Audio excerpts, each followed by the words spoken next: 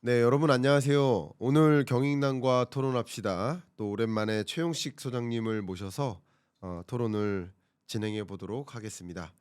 안녕하십니까, 소장님. 안녕하십니까. 예, 반갑습니다. 인사만 가볍게 저는 부탁드리겠습니다. 21세기 경제학 연구소장이고요. 제가 경제 병리학이라는 책을 써서 이거 42년 걸렸거든요. 이제 그걸 출간해서 요새 지금 여러 군데 지금 풀려다니고 네, 있습니다. 좋습니다. 지난번에 출연해 주셨었고 그때 말씀 주셨던 그 의견들 몇 가지를 좀 저도 기억에 남는 것들이 있고요. 그 부분들을 더 이어서 연장선에서 또 말씀을 나눠보도록 하겠고 그냥 딱 그 연장선에서 토론을 진행하기에 앞서 한국 경제가 요즘 말이 아니지 않습니까? 특히 12월 3일 날 밤에 이제 비상계엄 선언이 있었고 해제가 있었고 그 주 토요일 날또 탄핵이 불발되는 일이 있었고 이런 정치적 리스크가 이제 우리 한국 경제를 좀 짓누르듯이 하고 있는데 일단 이런 한국 경제의 모습을 어떻게 소장님은 보고 계십니까? 비상계엄 사태처럼 이게 경제 외적인 변수가 경제에 타격을 입히는 거는 좀 제한적이에요.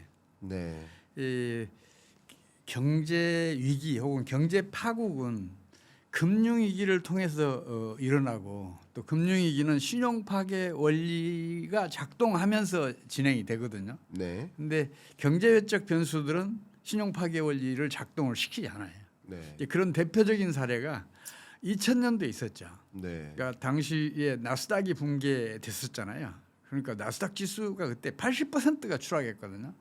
그리고 이제 일반 전체 주식도 40%가 가격이 폭락했으니까 그때 이제 금융위기에 들어간 거죠. 네, 근데 하필이면 곧바로 9.11 사태가 터져요. 그래서 미국의 뭐 항공사들은 전부 다 올스톱이고 네, 경제 봉쇄 조치도 일정 부분 진행되고 그랬었는데 네, 이게 당시 금융위기를 오히려 진행을 늦추는 그런 역할을 했어요. 네, 신용 파괴 원리 작동을 차단하는 역할을 했어요. 그러니까 속도를 제어하는 역할을 했어요. 그와 마찬가지로 지금 그 비상계엄 사태 직후에 우리 이 주가 지수가 2,300대까지 추락했었는데 곧바로 회복됐던 것도 그런 원인이지 않을까 싶어요. 물론 정부가 적절히 대응한 것도 있어요. 그 공도 있지만 이제 비상계엄 사태처럼 경제 외적인 변수가 신용 파괴를 작동시키는 경우는 아주 드물어요. 이제 사회가 혼란해지면서 재산 도피, 해외 도피 뭐 이런 일이 벌어지면 또 다른 문제가 돼요. 그건 이제 경제 변수로 성격이 변해요. 그걸 제외하고는 그다지 크게 영향을 끼치지는 않아요. 그래서 좀 다행이다 싶은 생각은 들어요. 네. 어쨌든 말씀은 그러니까 소장님의 말씀은 이 정치적 불안, 정치적 리스크가 있는 거는 공감하십니까? 아이 예. 그럼요. 그럼 그 정치적 리스크가 있긴 있는데 그게 경제적 리스크로 전이되지는 않고 있다. 이렇게 판단을 하고 계신 것 같습니다. 물론 저는 이 경제적 리스크로 전이가 되고 있다라고 생각하고 있는 사람인데, 근데 이 주제로 또 말씀을 또 논의를 이끌다 보면 또 이제 논의가 다른 방향으로 흐트러지니까 제가 일단 이 부분은 넘어가고 그러면 이렇게 질문을 드려보도록 하겠습니다. 어쨌든 이 정치적 리스크가 저는 이제 엊그저께 이제 칼럼을 하나 냈는데 그 칼럼의 주제가 이제 혼돈의 정치, 혼돈의 경제입니다. 거기에 제가 기억에 남는 썼던 글 중에 하나가 참 안타까운 우리 한국 경제의 현실이지만 정치가 국민을 걱정해야 하는데 국민이 정치를 걱정한다라는 문장이 있고요. 미국은 더 위대하게를 외치는데 한국은 더 위험하게 전개된다. 멋진 표현이시죠. 그래요? 예, 이런 문장들을 담았을 만큼 저는 이 정치적 리스크가 뭐 여러 가지 이유로 상당 부분 경제적 리스크로도 전이되고 있다라고 설명을 하고 있는데 첫 번째 그 배경 중에 하나가 환율이지 않습니까? 그럼요. 근데 그 환율은요 이 달러 인덱스로만 보면, 그러니까 환율이 오르고 떨어지는 것은 이 달러 강세 때문에만 있는 게 아니라 원화가 약세화되면 나타나는 것이기도 하니까 아이, 이게 둘 중에 어떤 힘이 더 큰가를 봐야 되거든요. 근데 재밌게도 11월 약 20일 정도를 기점으로 달러 인덱스가 이렇게 우하향하기 시작했습니다. 그러니까 트럼프 이펙트로 11월 초 중순까지 달러 인덱스가 강하게 치솟다가 달러 인덱스는 우하향했어요. 근데 우하향하는 과정에서 원달러 환율이 치솟았다는 것은 달러의 강세라기보다는 원화의 극단적인 약세화.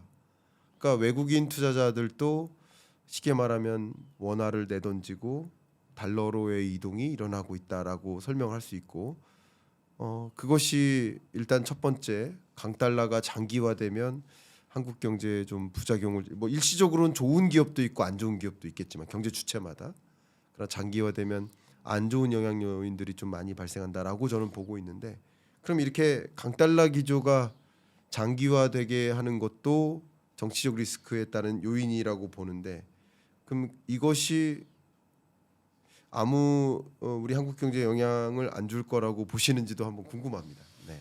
11월 중순 이후에 네. 달러가 약세를 보인 건 사실이에요. 네. 특히 이제 그 엔화에 대해서도 약세했고 유로화에 대해서 네. 약세를 보인 건 사실인데, 우리 원화는 12월 3일 그 사태 직전에 오히려 가치가 떨어지고 환율은 올랐었어요. 그러니까 환율이 오르는데 12.3 사태가 거기에다 그 이제 오히려 더 끌어올리는 그 역할을 했거든요. 네. 이제 환율이 오르고 있으니까 장차 환율을, 그러니까 외환을 그 사야 하는 사람들은 더 오를 것 같으니까 미리 사는 거야. 수요가 시간 이동을 한 거죠. 그렇죠. 미래 수요가 현재 수요로 넘어와서 합쳐지니까 환율은 급등을 한 거예요. 네. 그래서 이제 그 이제 비상계엄 사태 직후에 이게 한때 1,350원도 위협할 정도로 급등을 했었는데 금방 안정을 찾았어요. 1,446원까지 지금 정점 기준.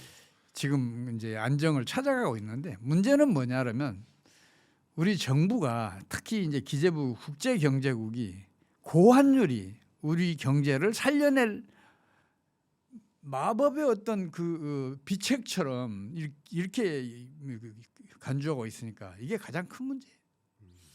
환율이 상승하면 경상수지가 흑자일 경우에는 반드시 수출은 줄어요. 반대 사례가 없어요. 우리나라만 그런 게 아니라 일본도 그랬고 중국도 그랬고 다른 나라도 다 똑같아요. 이게 왜 그런가를 경제 원리로 설명하면 길어요. 네. 간단하게 말씀드리자면 풀코스트 원리가 작동을 해요. 기업은 더 많이 수출하기 위해서 수출 가격을 낮춘단 말이에요. 네. 그래서 환율이 오르면 수출은 오히려 줄어요.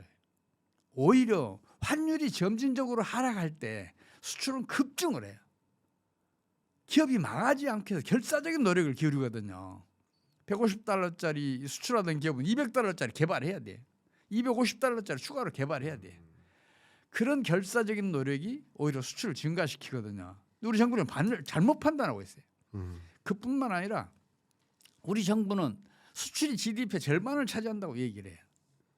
이건 깡통 하나와 드럼통 하나를 합해서 두 개라고 얘기하는 거 똑같거든요. 네. 수출은 매출 총액이고 GDP는 부가가치 총액이잖아요. 기준을 일치시키잖아요.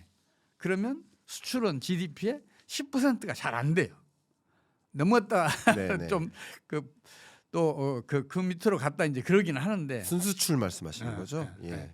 부가가치 총액이든 매출 총액 기준이든 기준을 일치시키면 GDP의 10%가 잘 안 돼요. 그럼 나머지는 뭐냐? 내수예요. 내수가 90% 이상을 차지한단 말이에요. 그럼 한번 생각을 해보세요.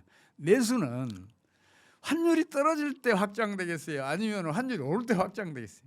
당연히 환율이 내릴 때 확장된단 말이에요. 네. 우리 주요 자원 다 수입에 의존하고 있잖아요. 예. 식량 자원, 공업용 자원, 에너지 자원 할 것 없이 모두 다 수입에 의존하고 있으니까 환율이 떨어지잖아요. 그러면 우리가 사오는 가격이 싸지잖아요. 네. 이게 국가 경제의 물가 안정에도 기여를 하고 경상수지 호전시키는 데도 기여를 해요. 그런 등등 여러 가지 역할을 하면서 환율이 떨어질 때 같은 수도로 더 많이 소비할 수 있게 되니까 경제는 확장을 해요. 이것도 반대 사료가 없어요.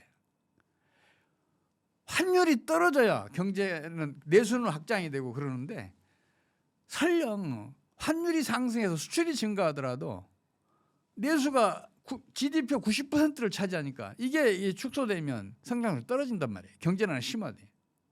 근데 이런 상식적인 뭐 식견도 가지고 있지 않다는 게 저는 우리 정책 당국에 대해서 좀 희한하다고 생각을 해요. 네. 그리고 일본이 저 엔저 정책, 네. 고환율 정책이죠. 고환율 정책을 1990년대 중반 이래 지금까지 8차례 펼쳤어요. 단 한 번도 수출을 호조로 전환시키지 못했고 경제도 살려내지 못했어요. 무려 8번을 실패했단 말이에요. 근데 그걸 그대로 따라서 하는 거예요. 네. 일본이 실패했던 정책을 30여 년 동안 실패했던 정책을 우리 경제 정책 당국이 따라가고 있으니까 국내 경기가 부진해질 수밖에 없고 경제난은 심화되고 국민의 경제적 고통은 더 심할 수밖에 없다고 저는 그렇게 진단하고 있어요. 이 정부의 고환율 정책이 문제란 말이에요. 지금 우리 정부는 어떻게든 일행당 9원 아래로 떨어진 것은 무조건 막겠다. 결사적이에요. 그리고 어떻게든 일행당 10원까지 수준까지는 끌어올리겠다. 그 결사적 노력을 기울이고 있어요. 이게 얼마나 바보 같은 거예요. 이 경제난을 30년 동안에 겪고 있는 일본 경제, 그런 경제 정책을 시행한 일본 정책을 따라가니까 답답한 노릇이죠. 지금 미국 경제에는 선진국 중에서 거의 유일하게 경제 호황을 누리고 있잖아요. 미국은 고금리 강달러 정책 펼치잖아요. 거기 따라가야 될 거 아니에요. 물론 경제학은 환율이 오르면 수출은 증가한다 그래요. 경제도 살아난다고 가르치고 있어요. 근데 그 경제가 틀렸어요. 현실이 이미 부정했어요. 그러면 현실을 먼저 봐야 돼요. 이론을 먼저 봐야 돼요. 어느 걸 존중해야 돼요? 현실을 존중해야 돼요. 저는 미국이 그래서 엄청 부러워요. 네. 미국은 이론에 집착하지 않아요. 이론이 틀렸다고 판단되면 즉각 그 폐기를 해요. 저는 지금 말씀 주신 소장님 말씀에 상당 부분 공감을 합니다. 일단은 강달러일 때 웃는 기업이 있고 우는 기업이 있어요. 근데 단기적으로는 어쨌든 채산성이 올라가니까 수출 기업들은 좋아할 수 있어요. 그러나 말씀 속에서 강달러에 취해서 수출 경쟁력 혹은 가격 경쟁력을 더 끌어올리는데 맞아요. 좀 부진하게 전개될 수 있다. 예, 그것은 오히려 독이 될 수 있다라는 말씀. 그 부분도 상당 부분 공감합니다. 그러니까 우리 한국 경제를 위해서는 사실 어려움을 알아야 그 어려움을 이겨내기 위해서 또 노력할 수 있다라는 그런 의견으로 제가 좀 정리가 됩니다. 그리고 역시 그 부분에 대해서 저도 공감하고 있는 부분이 내수라고 또 생각해 본다면 또 서민 경제라고 생각한다면 강달러가 장기화되면 될수록 어쨌든 수입 물가 부담은 가중될 것이고 그러면 그게 소비자 물가 상승을 더 부추길 것이고 그럼 내수 경기는 어려운데 물가는 또 상승하니 더군다나 강달러 기조가 장기화된다 그러면 통화 정책의 당국으로서는 뭐 금리 인하라는 카드를 쓰기도 부담스러운 그런 국면이라고 볼 수 있죠. 그러니까 이런 것들이 또 한국 경제의 어떤 진퇴양난을 만들 수 있다. 그런 면에서 저도 상당 부분 이 강달러가 이 한국 경제 뭐 우리 소장님 표현으로는 한국 경제를 이제 파국으로 몰고 올 수 있다. 강달러가 장기화된다면 저도 그 부분에 공감합니다.